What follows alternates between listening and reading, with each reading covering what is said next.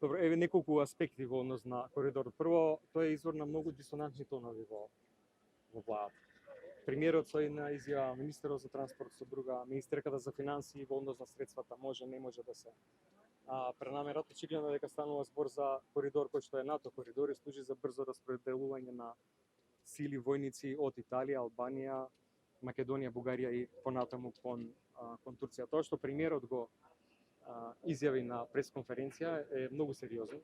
Меѓутоа зачудува што тој го изјавува, а ниту една друга институција за тоа нема информации. Нема информации ОЈО, нема информации ДКС. Ке инсистираме ОЈО да отвори постапка, премиерот да ги каже сите информации, поради тоа што ако тоа не се случи, тоа е на некој начин соучесник во тоа.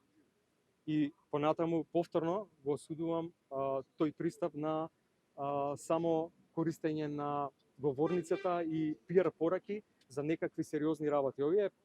Овие работи се навистина сериозни, станува дополнително збор за проект во кој што заем дава Европската унија. Значи и тие институции